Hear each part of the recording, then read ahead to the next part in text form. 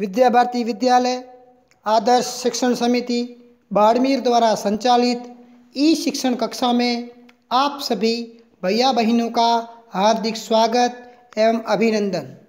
कक्षा षष्ठी, विषय सामाजिक विज्ञान, भूगोल, अध्याय 7, हमारा देश भारत, वीडियो क्रमांक 1। हमारा देश भारत भारत एक बहुत बड़े भौगोलिक विस्तार वाला देश है। उत्तर में यह हिमालय के ऊंचे शिखरों से घिरा हुआ है, पश्चिम में अरब सागर, पूर्व में बंगाल की खाड़ी तथा दक्षिण में हिंद महासागर भारतीय प्रायद्वीप के तटों पर लहराते हैं। प्रायद्वीप स्थल का वह भाग जो 3 ओर से जल से घिरा हुआ होता है उसे प्रायद्वीप कहते हैं। भारत एक प्रायद्वीपीय देश है। भारत का क्षेत्रफल 32.8 लाख वर्ग किलोमीटर है, अर्थात 32,87,263 वर्ग किलोमीटर।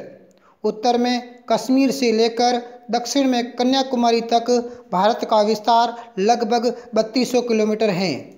वहीं पूर्व से पश्चिम में अरुणाचल प्रदेश से लेकर कच्छ तक इसका विस्तार 2900 किलोमीटर तक है। ऊंचे ऊंचे पर्वत, भारतीय महामरुस्थल, उत्तरी मैदान, असमान पठारी सतह, तटीय भाग एवं द्वीप समूह स्थल रूपों की विभिन्नता को दर्शाते हैं। यहाँ की जलवायु, वनस्पति, वन्य जीवों के साथ साथ भाषा एवं संस्कृति में भी बहुत भिन्नता है।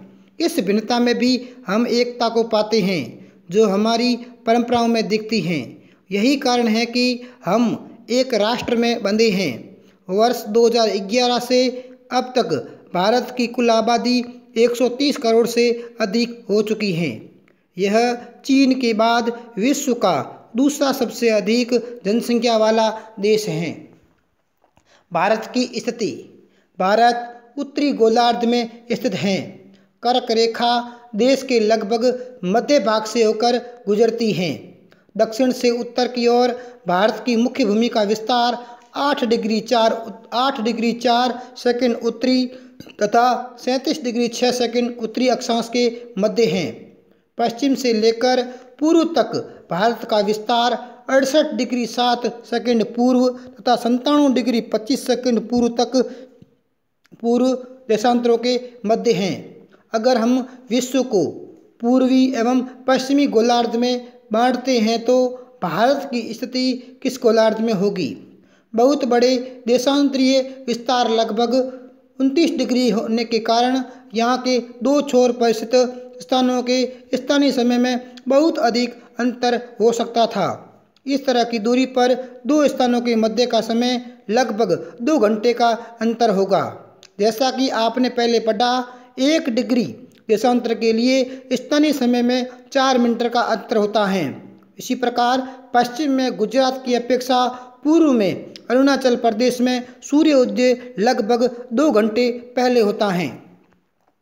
आप पहले पढ़ चुके हैं कि 82 डिग्री 30 सेकंड पूर्वी देशांतर के स्थानीय समय को भारत का मानक समय कहा जाता है। क्या आप जानते हैं, बड़े देश जिनका विस्तार पूर्व से पश्चिम की ओर बहुत अधिक होता है वहाँ पूरे देश का मानक समय एक नहीं होता है। संयुक्त राज्य अमेरिका में 7 एवं कनाडा में 6 मानक समय हैं। क्या आपको पता है रूस में कितना मानक समय है? भारत के पड़ोसी देश 7 देशों की स्थलीय सीमाएं भारत की सीमाओं से जुड़ी हुई हैं। इस हम नक्शे से देख सकते हैं कि भारत के उत्तर में चीन, तिब्बत, नेपाल, भूटान, उसके बाद में भारत के दक्षिण में श्रीलंका, भारत के पूर्व में बांग्लादेश, म्यांमार, बर्मा, उसके बाद भारत के पश्चिम में अफगानिस्तान और पाकिस्तान देश हैं। भारत का ये राजनीतिक मानचित्र है। दक्षिण में समुद्र में स्थित 2 द्वीप श्रीलंका और मालदीव हमारे पड़ोसी देश हैं।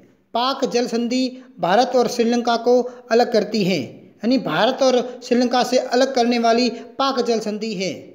राजनीतिक और प्रशासनिक विभाजन। भारत एक विशाल देश है। प्रशासनिक क्रियाकलापों के लिए देश को 28 राज्य एवं 8 केंद्र शासित प्रदेशों में बांटा गया है। जब पिछले वर्ष 370 की धारा हटी तब भारत में 28 राज्य और 8 केंद्र शासित प्रदेश हो गई, क्योंकि पहले भारत में 29 राज्य थे। जम्मू कश्मीर को राज्य का दर्जा समाप्त कर दिया गया है, अब उसे केंद्र शासित प्रदेश बनाया गया है। दिल्ली भारत की राजधानी है। राज्यों का निर्माण भाषाओं के आधार पर हुआ है। क्षेत्रफल की दृष्टि से भारत का सबसे बड़ा राज्य राजस्थान तथा सबसे छोटा राज्य गोवा है। राज्यों को जिलों में बांटा गया है। ये भारत का भौतिक विभाजन है। भारत में दक्षिण में हिंद महासागर, पूर्व में बंगाल की खाड़ी, उत्तर में हम देखेंगे तो ये हिमालय पर्वत, शिवालिक की पहाड़ियाँ। भारत के पश्चिम में सिंधु नदी, इधर खंबात की खाड़ी। भारत के दक्षिण पश्चिम में अरब सागर। अभ्यास प्रश्न, हिमालय पर्वत भारत की किस दिशा में है? दूसरा प्रश्न है, हिंद महासागर भारत के किस दिशा में है? तीसरा प्रश्न है, भारत का क्षेत्रफल कितना है? चौथा प्रश्न है, भारत के पड़ोसी देशों के नाम लिखिए। पांचवा प्रश्न है, भारत में कुल कितने राज्य एवं केंद्र शासित प्रदेश हैं? वर्तमान दृष्टि के अनुसार भारत के राज्य और केंद्र शासित प्रदेश बताने हैं। और अंतिम छठा प्रश्न है, क्षेत्रफल की दृष्टि से भारत का सबसे बड़ा राज्य कौन सा है?